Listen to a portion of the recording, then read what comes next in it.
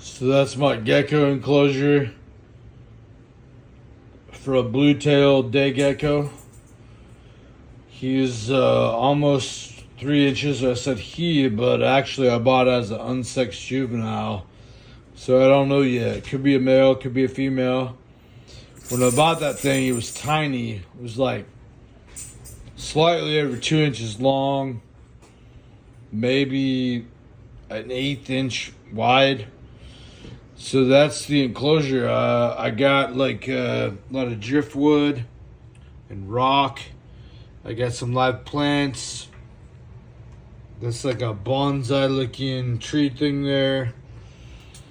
I've been feeding real small crickets and fruit flies and like paste from Pangea.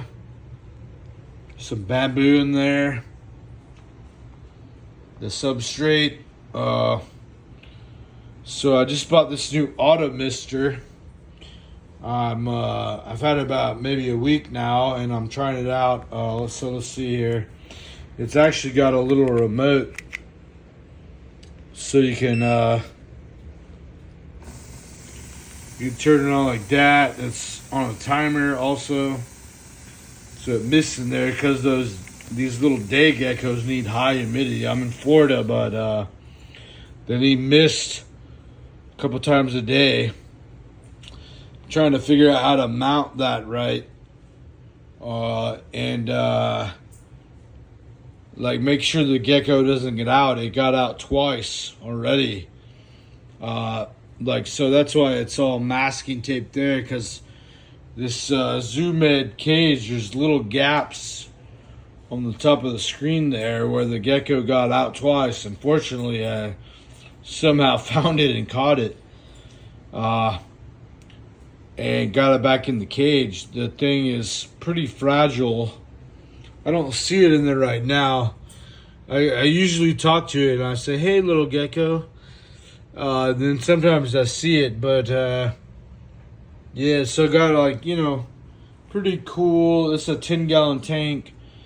I had a shorter tank, but I know the day geckos like that like to climb higher. So I think this one is like 18 inches, which, maybe a little too short enclosure for the thing, but the thing is tiny, so I think it's fine.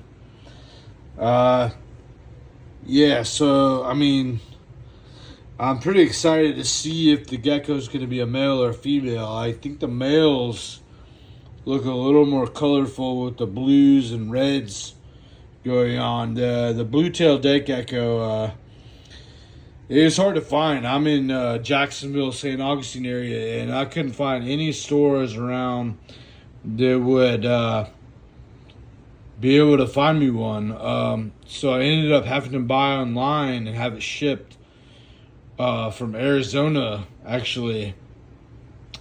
It was pretty expensive too. I think it was around $250. So, I mean, you can go to Petco and you can buy like a day gecko, like a crimson for like, $75 or something. You can buy like a gold dust day gecko for $100 or so.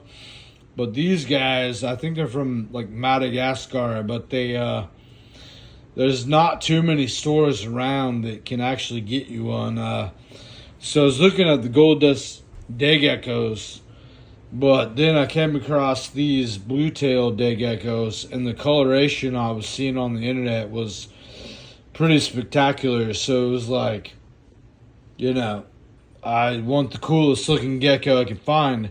And I already have a leopard gecko, but those things can't climb like on glass and stuff. So I really, really wanted one that could climb with the sticky feet. So I ended up buying the blue-tailed day gecko. I guess you could Google it and you'll see what they look like. They're extremely spectacular. They're pretty fragile though. Apparently you can't really handle them. Like a leopard gecko you can pick up and hold in your hand. These things, I've heard they're so fragile if you touch it could rip the skin off. So, and then pretty much would die. So it has touched my hand a few times, but I can tell the thing is rather shy and skittish. Like it's just such a tiny little fragile gecko that you can't really hold the thing like you'd want to with a lot of the reptiles and animals. You want to pet them; they're pets. But this kind, you can't really pet it. So that's just how it is with these things. So, but I'm hoping to like train it a little so that it can like jump on my hand at least for like 10 seconds or something, where it's like a little interaction where I feel I guess closer to the gecko and have a relationship with the gecko where it's like we're friends kind of thing. Like so it's like you have a dog, you can just pet it all day long, but this thing you pretty much can't touch it. You can look at it. A lot of times it goes on the glass. I have like the mister thing I was talking about. I can press it again here. I'm trying to figure out how to mount that up there. I might have to cut holes on the top, but I tried to stick it on with the sticker things. Didn't work. So these geckos need a lot of humidity, water. They're just so fragile that they're difficult to keep. So I'm just trying to get it set up like automated with the auto mister.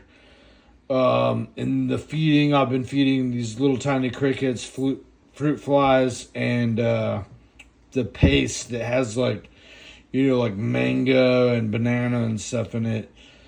So well, that's my blue-tailed day gecko enclosure. Maybe I'll give you all an update in a little while, but I just felt like taking a video. Have a good one.